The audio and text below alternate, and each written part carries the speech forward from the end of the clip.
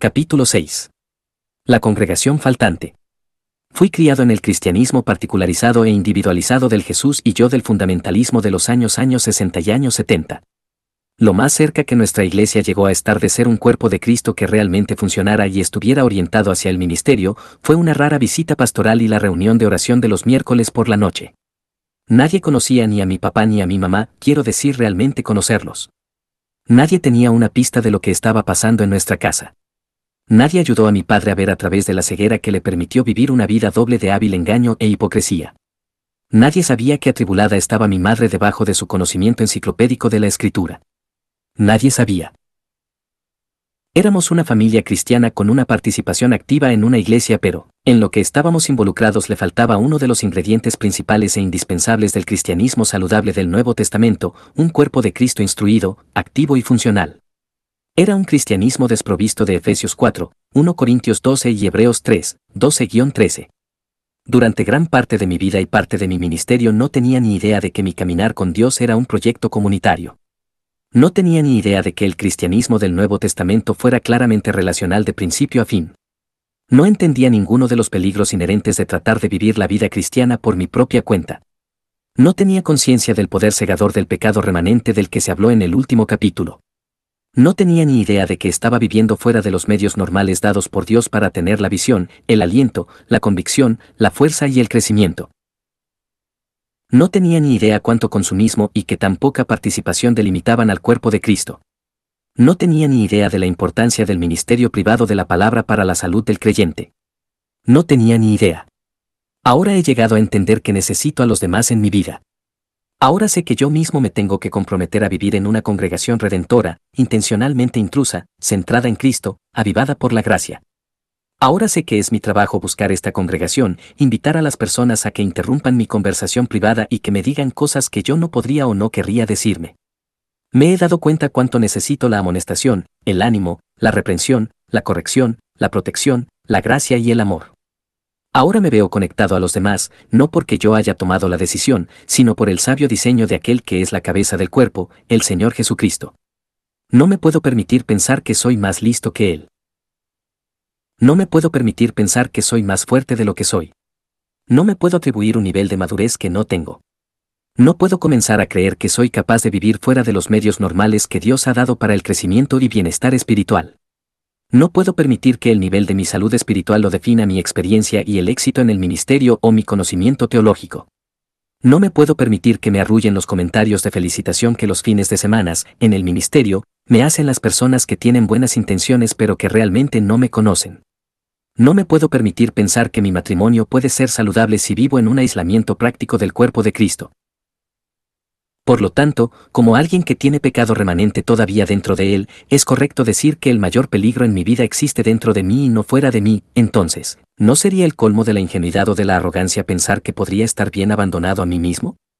No, ni por un momento olvidaría o disminuirá el ministerio del Espíritu Santo que mora dentro de mí y que me convence de pecado, pero yo postularía que el Espíritu usa instrumentos, su palabra que transforma y que su pueblo fielmente trae y a la que su gracia omnipresente le da poder. Habiendo dicho todo esto, me duele decir que el cristianismo individualizado y privatizado todavía vive. Por desgracia vive en las vidas y ministerios de muchos pastores que han falsificado, o se les ha permitido falsificar, una vida que se vive por encima del cuerpo de Cristo o fuera de él. A muchos pastores les pasa esto. Su vida espiritual inmediatamente se volvió más privatizada cuando dejaron su iglesia local para ir al seminario en otra ciudad. Para muchos, el seminario se volvió su congregación espiritual principal, una congregación que no era ni personal ni pastoral por la forma en que manejaba la escritura y se relacionaba con el estudiante. Habiéndose graduado de un ambiente donde, por 3 o más años, no fueron pastoreados y tenían una relación más bien casual con una iglesia local, ahora son llamados por una iglesia que realmente no los conoce. Todo esto se aumenta por el hecho de que no se están uniendo a la iglesia en sí, no, han sido llamados para liderarla. Así que ahora no están entrando a una situación en la que se espera que las relaciones sean de manera natural entre compañeros y de un ministerio mutuo. Cuando se unen a la iglesia no se les ofrecen las mismas expectativas normales y las protecciones que a todos los demás se les ofrecen. Es una cultura potencialmente no bíblica y no saludable que no protege al pastor y que no protege a su ministerio del peligro. Pastor, tú sabes que cada día te da una evidencia personal empírica de que todavía no has tenido éxito. Todos los días piensas, deseas, dices y haces cosas que apuntan a la existencia del pecado remanente dentro de tu corazón. Ya que esto es cierto para cada uno de nosotros, ¿no es cierto también que tenemos que vivir en un compromiso voluntariamente sumiso a los medios normales que Dios ha dado para proteger y hacer crecer a sus hijos que todavía están siendo santificados? Una teología de los principios constituyentes. Quiero considerar junto contigo 3 pasajes conocidos de la Escritura que necesitan una segunda mirada, en particular por la manera en que hablan a la cultura pastoral normal. Antes de estudiar estos 3 pasajes, primero quiero darte una visión general sin muchos detalles de esta situación del ministerio de la palabra en la vida de la iglesia local. La Biblia concibe 2 ministerios de la palabra que son indispensables, interdependientes y complementarios. En primer lugar está el ministerio público de la palabra. Este es la predicación y la enseñanza que se hacen en público y que se programan con regularidad a grupos que se reúnen en la iglesia. Este ministerio conforma la disciplina formativa de la iglesia. Cada uno de los miembros es discipulado desde el púlpito con el mismo cuerpo de verdades que son fundamentales, que alteran la perspectiva y moldean la vida. Aquí todo el pueblo de Dios es puesto en la misma ruta y es dirigido en la misma dirección. Ya que este ministerio público de la palabra se hace con grupos de personas, debe ser general al considerar a la audiencia y, por lo tanto, en su aplicación. Dios dota y aparta a ciertas personas para este importante ministerio formativo. Ya que también es importante que la palabra de Dios se aplique con una particularidad concreta a las vidas de los creyentes en lo individual, para que tengan claro a qué se parece seguir a Cristo en el contexto de su situación en particular y sus relaciones, Dios ha decretado un segundo ministerio complementario de la palabra, el ministerio privado. Este conforma la disciplina correctiva de la iglesia. Este ministerio no tiene un cuerpo diferente en su contenido. No, toma las verdades generales que todos han estado escuchando y las aplica de manera particular a las vidas de los creyentes en lo individual para que puedan, de una manera más concreta, entender lo que quiere decir vivir a la luz de las cosas que se les están enseñando. La cultura radical de la palabra en la iglesia, como Dios la diseñó, recluta a todos los hijos de Dios para que sean participantes dispuestos, instruidos, prevenidos y activos. El ministerio privado de la palabra depende del ministerio público de la palabra para darle a las personas su fundamento formativo y el ministerio público acude al ministerio privado para aconsejar a las personas a entender las implicaciones de la vida, específicas y prácticas, de lo que han estado aprendiendo a medida que la palabra se ha estado enseñando en público. Ninguno de los ministerios es un lujo. Cada uno es una parte indispensable de la estrategia de crecimiento, que consta de 2 factores y que está centrada en la palabra de Dios para la iglesia local. Ahora apliquemos este modelo a la vida y el ministerio del pastor. El primer pasaje es Efesios 4, 11-16, y él mismo constituyó a unos apóstoles, a otros profetas, a otros evangelistas, a otros pastores y maestros, a fin de perfeccionar a los santos para la obra del ministerio, para la edificación del cuerpo de Cristo, hasta que todos lleguemos a la unidad de la fe y del conocimiento del Hijo de Dios, a un varón perfecto, a la medida de la estatura de la plenitud de Cristo, para que ya no seamos niños fluctuantes, llevados por doquiera de todo viento de doctrina, por estratagema de hombres que para engañar emplean con astucia las artimañas del error, sino que siguiendo la verdad en amor, crezcamos en todo en aquel que es la cabeza, esto es, Cristo, de quien todo el cuerpo, bien concertado y unido entre sí por todas las coyunturas que se ayudan mutuamente, según la actividad propia de cada miembro, recibe su crecimiento para ir edificándose en amor. Conforme avanzan por estos pasajes ustedes, pastores, que están leyendo conmigo, van a tener que resistir el orgullo espiritual que los lleve a mover el interruptor a apagado a la mitad de los debates, porque en lo recóndito de sus corazones ustedes realmente no piensan que todo se aplique a ustedes. Efesios 4 tiene una muy clara estructura de ya, todavía no. Cada uno de nosotros ya ha sido dotado con la gracia redentora. El Espíritu Santo ha llegado a morar en cada uno de nosotros. Cada uno hemos sido bendecidos con una Biblia que está ahora iluminada. Pero todavía no entendemos de una manera completa y perfecta nuestra fe. Todavía no hemos madurado por completo en la semejanza a Cristo. Todavía no ha terminado la engañosa guerra de nuestros corazones. Vivimos y ministramos justamente a la mitad y, a la mitad, Dios ha puesto instrumentos indispensables para nuestra protección y crecimiento. Ninguno de nosotros vamos a estar a salvo o saludables si nos decimos que podemos vivir fuera de estos instrumentos indispensables. ¿Cuáles son las metas del ministerio de todos, todo el tiempo del que Pablo habla largo y tendido en este pasaje? Las metas son la unidad de la fe, el conocimiento del Hijo de Dios y la madurez en todos los sentidos en Cristo.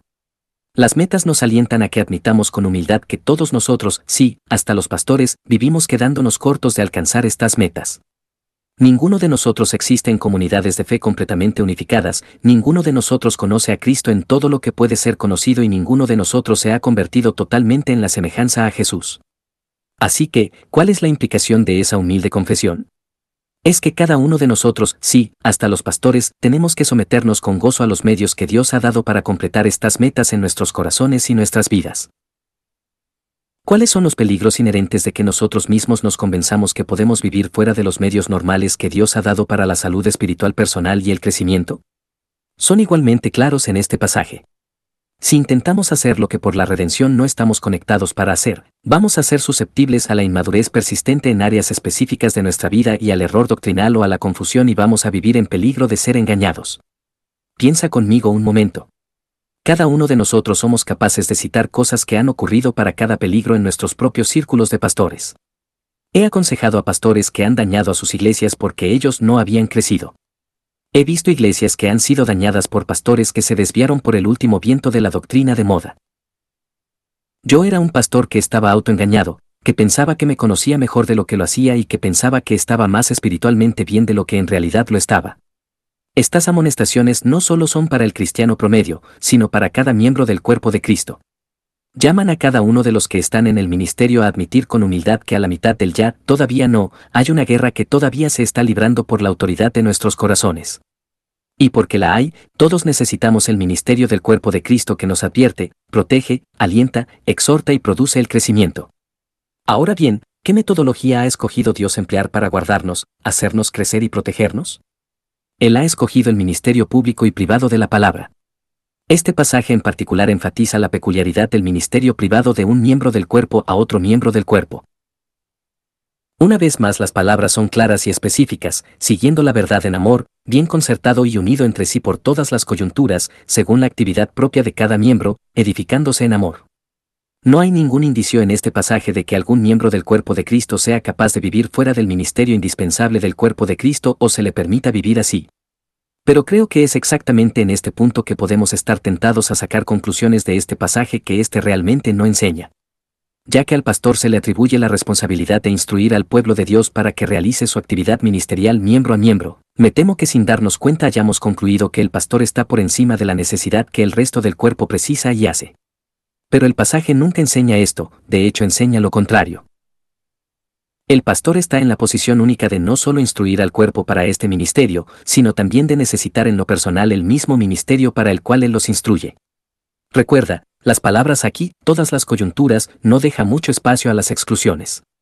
Una vez más, yo lo pienso de esta manera, si Cristo es la cabeza de su cuerpo, entonces todo lo demás es solo cuerpo, incluyendo al pastor y, por lo tanto, el pastor necesita lo que el cuerpo ha sido diseñado para dar. Primera de Corintios 12, 14-15 en ciertos sentidos presenta esto incluso con mayor fuerza. Además, el cuerpo no es un solo miembro, sino muchos. Si dijere el pie, porque no soy mano, no soy del cuerpo, ¿por eso no será del cuerpo? Y si dijere la oreja, porque no soy ojo, no soy del cuerpo, ¿por eso no será del cuerpo? Si todo el cuerpo fuese ojo, ¿dónde estaría el oído? Si todo fuese oído, ¿dónde estaría el olfato? Mas ahora Dios ha colocado los miembros cada uno de ellos en el cuerpo, como Él quiso. Porque si todos fueran un solo miembro, ¿dónde estaría el cuerpo? Pero ahora son muchos los miembros, pero el cuerpo es uno solo. Ni el ojo puede decir a la mano, no te necesito, ni tampoco la cabeza a los pies, no tengo necesidad de vosotros. Antes bien los miembros del cuerpo que parecen más débiles, son los más necesarios, y a aquellos del cuerpo que nos parecen menos dignos, a estos vestimos más dignamente, y los que en nosotros son menos decorosos, se tratan con más decoro.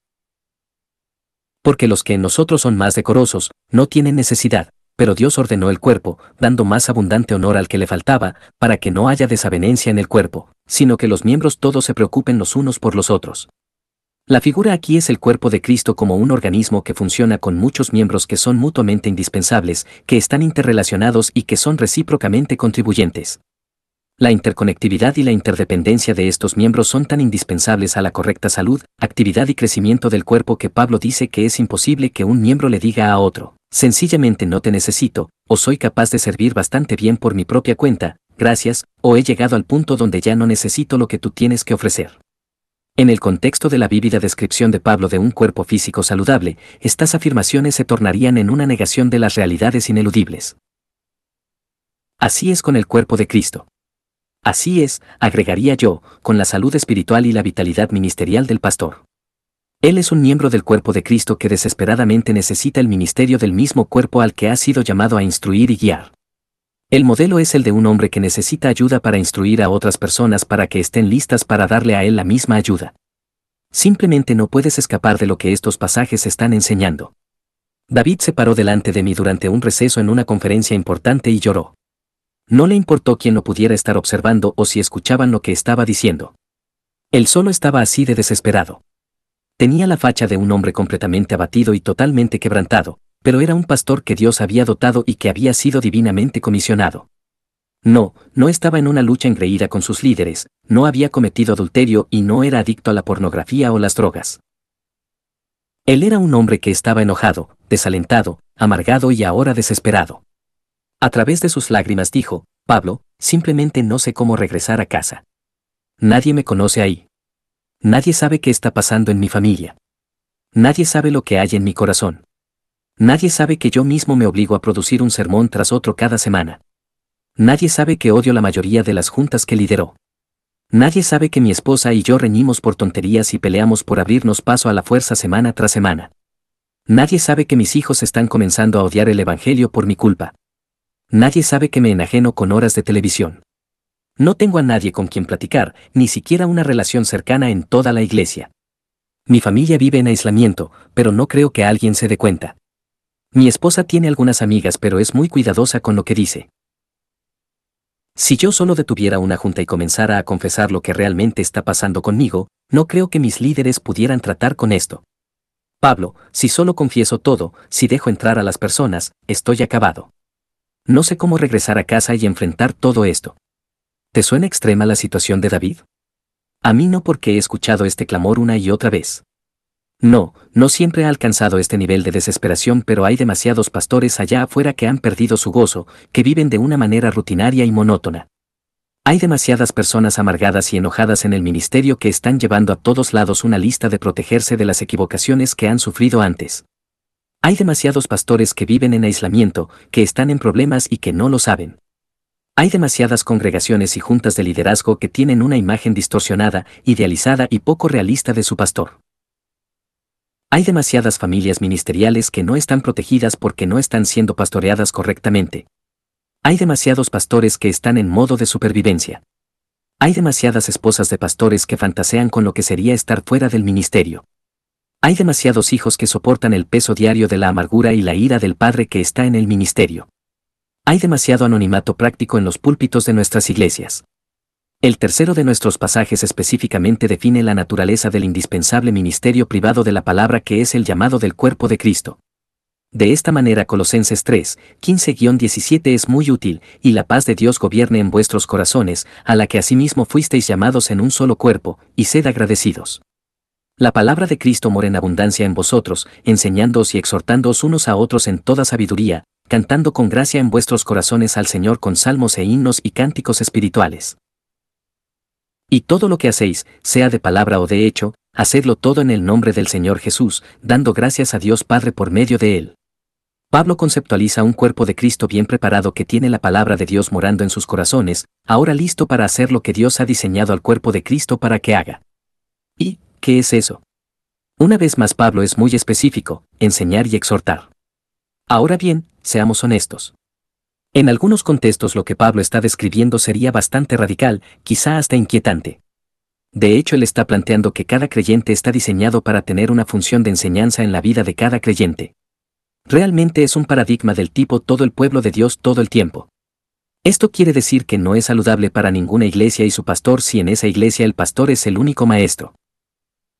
Se asume aquí que cada maestro, no importa dónde Dios lo haya colocado a él o a ella en el cuerpo, necesita ser enseñado, y toda la gente que está siendo enseñada también necesita enseñar. Ahora, observa otra vez las dos palabras descriptivas que Pablo usa: enseñar y exhortar.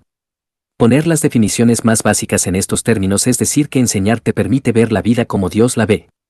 Es encajar la historia de la vida en la gran historia de la redención. Exhortar es ayudarte a que tú mismo te veas como Dios te ve. Es ponerte de pie ante el perfecto espejo de la palabra de Dios para que te confrontes con la realidad de quién eres en realidad.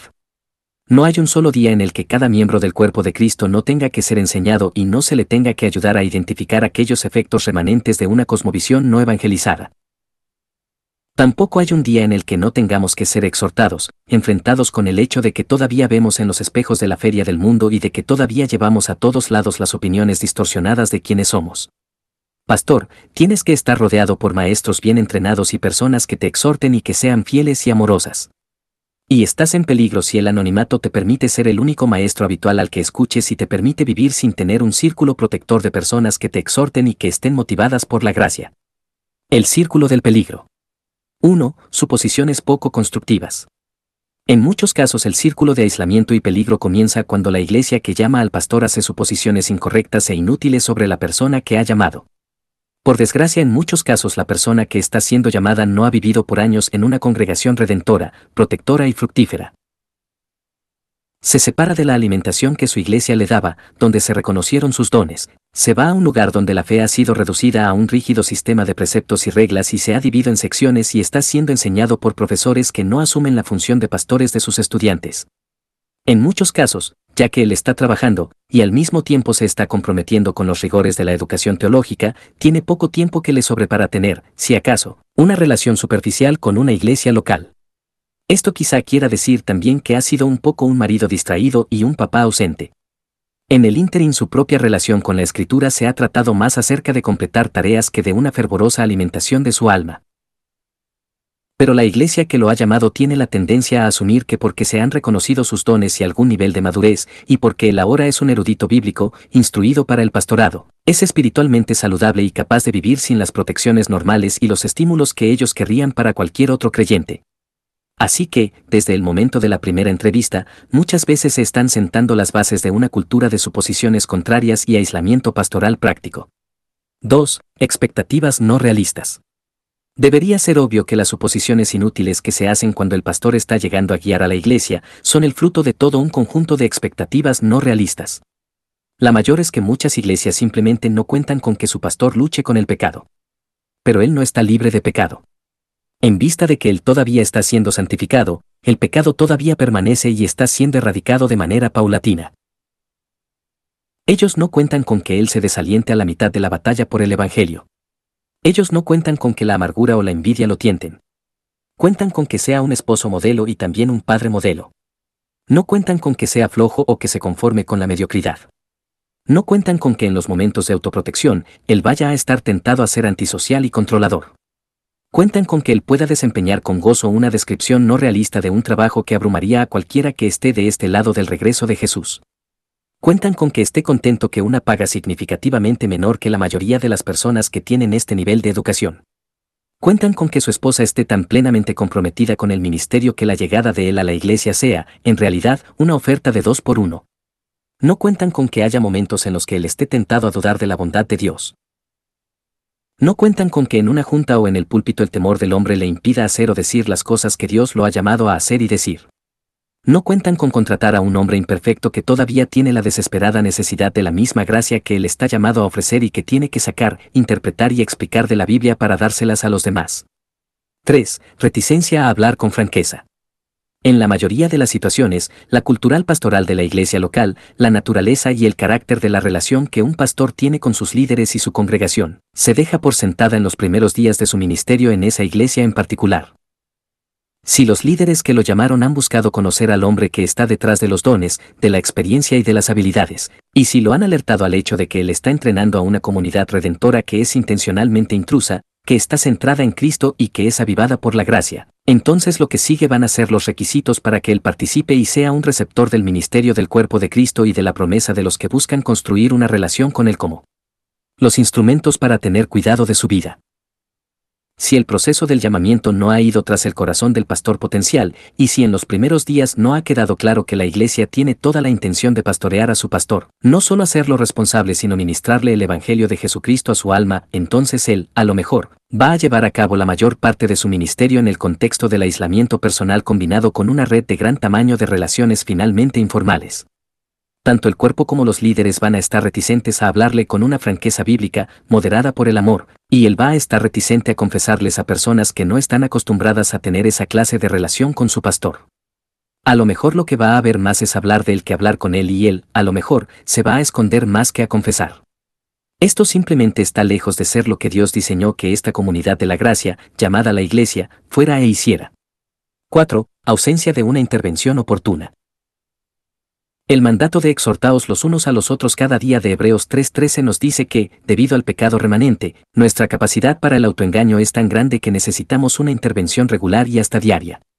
Todos necesitamos este ministerio de intervención, en el que alguien interrumpa nuestra conversación privada y nos ayude a vernos con una mayor exactitud bíblica hasta que el pecado no sea más. Pero cuando una iglesia local hace suposiciones equivocadas sobre su pastor, no lo invita a una cultura de franqueza amorosa y si le permite vivir en una separación práctica del cuerpo de Cristo, él no va a ser el receptor de la clase de intervención que se centra en Cristo y que rescata el corazón que todos los pastores necesitan. 5. La pérdida de respeto frente a las revelaciones personales. Lo que sucede después es que el pastor va a tener la tendencia a vivir en un continuo estado de ocultamiento espiritual, con una creciente separación entre su vida privada y pública, y les va a confesar a sus otros líderes, y quizá a todo el cuerpo, solo cuando las luchas hayan avanzado a un punto donde ya no se puedan esconder más. No es como si él estuviera participando en un gran encubrimiento espiritual, es simplemente que esta es la forma en que opera una cultura de suposiciones, silencio y separación. Cuando por fin él hace la confesión, se cae del pedestal no realista y no bíblico en el que había estado parado. La comunidad que lo rodea se conmociona y se desmaya y sufre una gran pérdida de respeto por él y es, por lo tanto, incapaz de ministrarle la gracia del Evangelio en la forma en que lo ha hecho y que él mismo necesita con tanta desesperación. 6. Sistemas disfuncionales de restauración. Frente a esta conmoción y pérdida de respeto, la iglesia local está tentada a solo querer avanzar más allá del ministerio de este hombre y reemplazarlo con alguien que ellos, una vez más, puedan respetar y seguir. Así que la iglesia se deshace de su problema y supera su crisis de liderazgo, pero el pastor y su familia son las víctimas. Los problemas del corazón del hombre no se han tratado de forma bíblica, él no tiene un mayor discernimiento espiritual personal, no ha recibido la gracia transformadora del Evangelio, los líderes que deja atrás están tentados a ser un poco más cínicos, las debilidades en su cultura de liderazgo no se abordaron y él está tentado a cargar con la amargura de una víctima. ¿Es esto un cuadro demasiado oscuro? Me gustaría poder decir que lo es, pero yo he atestiguado personalmente esta triste progresión. 7. Falta de arrepentimiento y crecimiento pastoral perceptibles. Debemos prestar atención, orar y hacer todo lo que podamos para ocuparnos en el crecimiento espiritual, constante y progresivo, de nuestros pastores. No debemos asumir que se está llevando a cabo. Debemos desear que estén en una congregación evangelizada a fondo, que tome esto en serio y que los invite a tener relaciones amorosas y honestas en las que esta clase de crecimiento prospere. Es muy triste cuando un pastor se muda de un lugar del ministerio a otro lugar del ministerio y no crece como resultado de las cosas que un Dios de gracia ha sacado a la luz. Debes saber esto, si tus ojos alguna vez ven o tus oídos alguna vez escuchan el pecado, la debilidad o el fracaso de tu pastor, esto nunca se debe ver como una interrupción o un inconveniente, siempre es gracia. Dios ama a ese hombre y te va a exponer a sus necesidades para que puedas ser parte de su instrumentalización de cambio y crecimiento. 8. Llevando los problemas al siguiente lugar del ministerio. De la manera en que el divorcio muchas veces aborta el crecimiento de un esposo o una esposa, la disolución de la relación de un pastor con su iglesia y la mudanza a un nuevo lugar de ministerio, con frecuencia obstruyen o inhiben su crecimiento.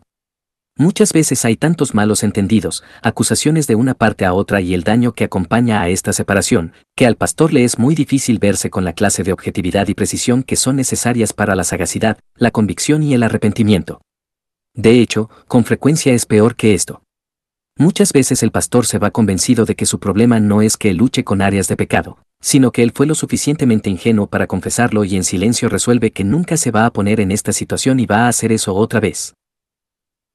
Cuando estaba haciendo este material, en un evento tuve mucha oposición por parte de un pastor de muchos años que estaba convencido de que la única manera en que un pastor sobrevive es vivir en silencio y separación.